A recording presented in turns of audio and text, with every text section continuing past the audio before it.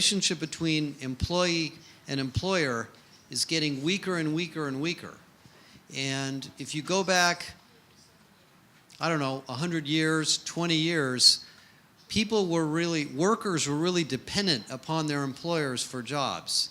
But there's many, many more jobs now, and many, many more employers, and much more data available to employees. So that relationship is getting broken. And workers have much more flexibility and freedom on where they're going to work. And at least in the United States, I don't know if it's so much true here, a very high percentage of the workforce is working part-time or contingent. That you understand how to motivate and incent and engage and retain your people, because you can't replace them the way you could in the past. And at least for the next couple of years, unless we have another recession, I think this is going to get worse before it gets better. So the first thing I want to talk about is why this problem is so important. I'll spend about 20 minutes on that. Then we'll talk about the essential challenge as to why organizations are struggling to hold on to their employees. And then I'm going to take you through the model.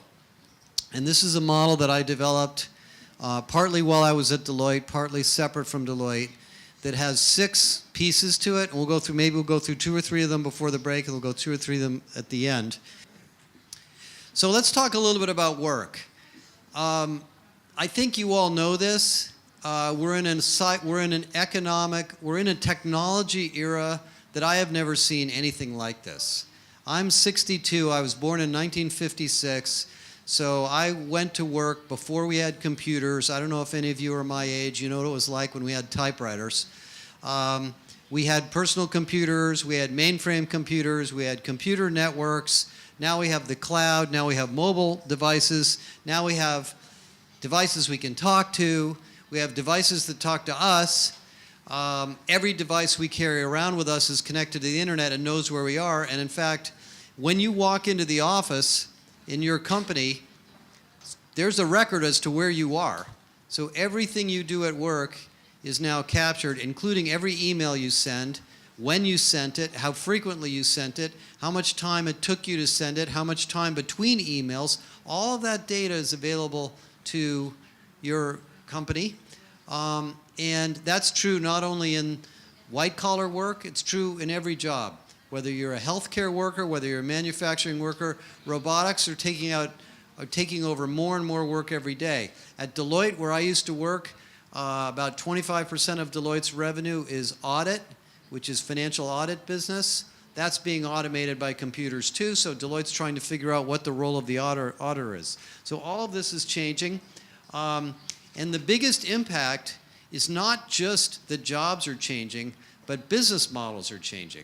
Because as more and more routine work gets automated, the products and services that you're selling and in a digital form get you closer and closer to your customer. If you think about Amazon.com or Yandex or whatever the products are that you buy electronically, or Spotify or iTunes or whatever it is, you're directly connected to that company. Your financial relationship, your transactional relationship with them is a real-time relationship.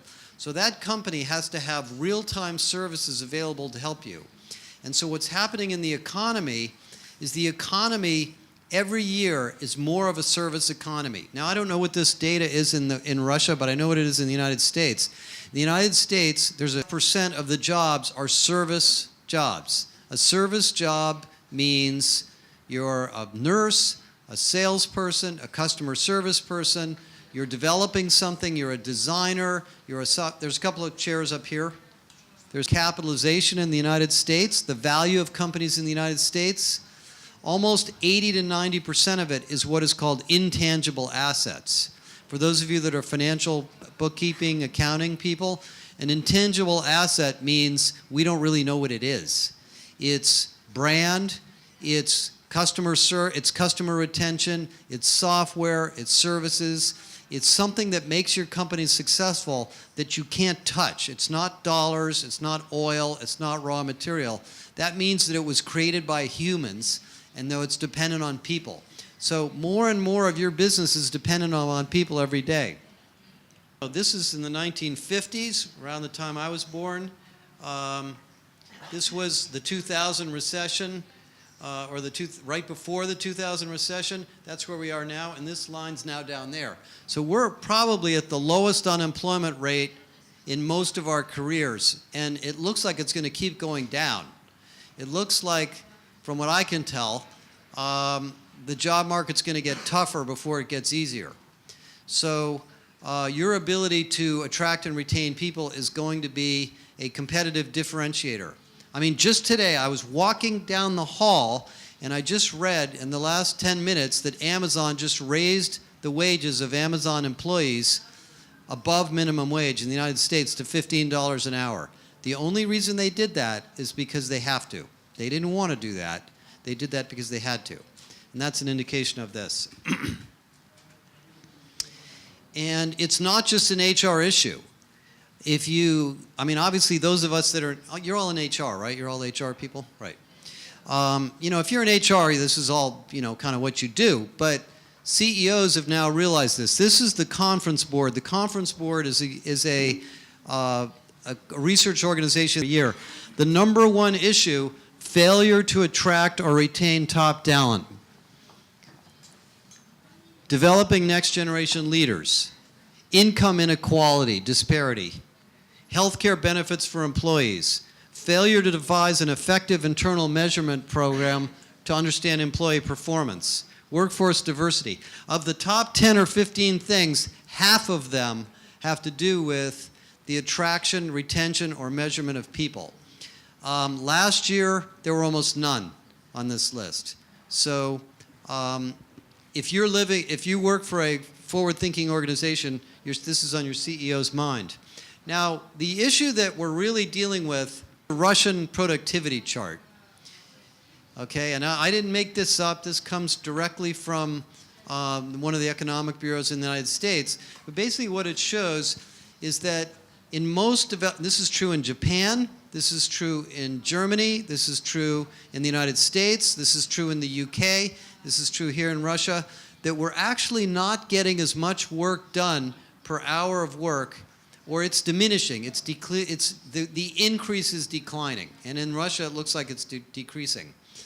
And what that means is that in addition to having the issue of attracting and retaining people, we have the counterbalancing issue of, are we getting the right amount of work done? And I don't know the answer to that, to why this is, and no economist does. There's a lot of theories for it. But I think one of the most likely reasons is this. We have so much technology at work, it is actually getting in the way. And I've witnessed this and talked to probably 24 companies about this, that most employees are spending so much time dealing with their digital work experience that they're not sure what to do. They're not sure where to spend their time.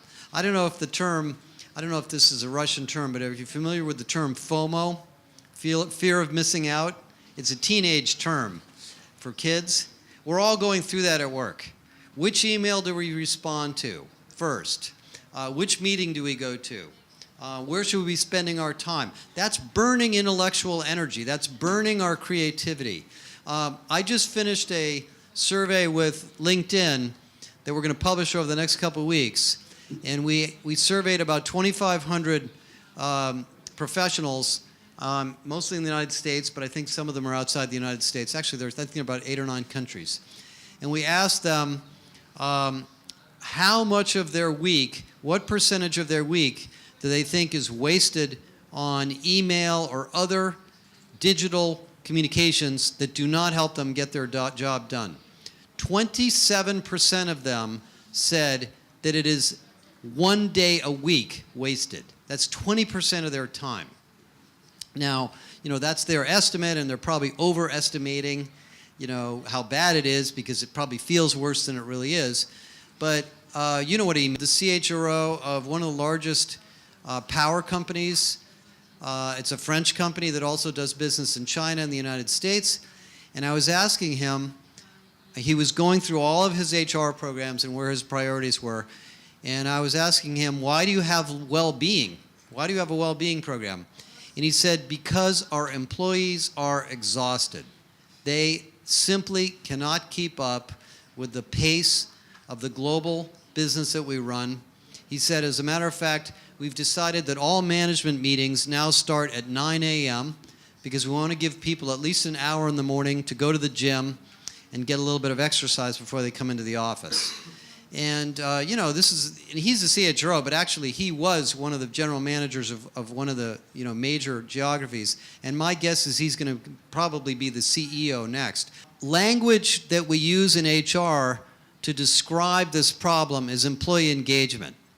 And the words employee engagement are really kind of a dated concept. And let me just take a minute on that. What will encourage people to contribute discretionary effort at work? Okay, so it's kind of an interesting idea. I mean, in some ways, it's a concept built around the idea of employees as labor, not employees as value providers, value creators. So it's a little bit of an old-fashioned concept, but it's been around a long time. And most companies do annual engagements. How many of you do an annual engagement survey? How many of you do more than one a year? The problem with those surveys is they don't really tell you what the problem is. They give you a benchmark, and you can compare yourself year over year or against other companies, but they don't really tell you what's going on in your company. And that's my problem with the engagement surveys. And I'll talk about that when we get going here, is what you really want to know. You know the expression, death by 1,000 cuts? That's what it's like to work. All sorts of little things happen and you ignore them, and then eventually they pile up and you just had it. And that's what we need to do in HR, is we need to figure out what all these little things are that are making people's lives difficult at work and flatten them as quickly as we can so they don't turn into somebody leaving, quitting, or doing something that they shouldn't be doing at work. So if you look at employee, I know it's a little hard to see this, but if you look at employee engagement data, this is self-reported Glassdoor about, so it's a little bit more accurate because the engagement survey tends to be a little bit positive bias because it comes from the employer, and the average on a scale of 1 to 5 is 3.2. So if you were getting your grades in college, that would be about a B minus or a C plus. It's not that high, right? I mean, it's the average. So there's a whole bunch of people down here that are really not very good places to work, and then there's some companies up here that are pretty good. So the question you probably ought to ask yourself is, who are those guys on the right? Who are these companies, and what are they doing? So I've studied them. Those are all the high-tech, that's Google, Facebook, Amazon, Twitter, whatever the favorite company is over here, right? No, it's not. It's not tech companies. It's not. It actually, by the way, there's a lot of government workers out here. Actually, there's a lot of government and education workers actually tend to like their work because they feel a sense of mission and purpose. But there's basically no statistical correlation to any industry. It's not young companies, it's not old companies, it's not big companies, and not small companies. I could not find any pattern at all. The only pattern I could find when I went through the brands and I looked at these companies, these are companies with incredibly impassioned leadership. It's all about their leadership. These are companies that you know who they are. They're companies you like to do business with. They're companies that provide great customer service. They're companies that invest in their people, that have come to the realization that if they don't treat their customers, their employees first, they can't take care of their customers. I'll tell you a funny story on that. I went to a user conference of one of the largest software companies in the world, and they're in the HR space. I won't mention who it is. The CEO of the company stood up in front of 7,000 customers and said to the 7,000 customers, "You are not my number one priority. You are my number two priority. My number one priority is my employees. I am taking care of them first, and then they're going to take care of you." and everybody applauded. In fact, he got a standing ovation. So that's the philosophy of these companies on the right. Now, I'm not saying everybody's going to be like that. You know, I've been working for 40 some odd years, and I've worked for some companies that are like that and some that aren't. You know, business people tend to learn their philosophies early in their career from the people that they've learned from, and you know, some business people are totally people-centric and some are not. But but what I learned from this is there is no statistical barrier to you being here. You could be a manufacturer, you could be an oil company, you could be an airline, you could be a bank. It doesn't matter. Those are not tech companies. You don't have to be located in California with free food to be on the right side of that chart. And I'm absolutely serious about that. So, you know, pay attention for a couple hours and maybe you can move yourself to the right.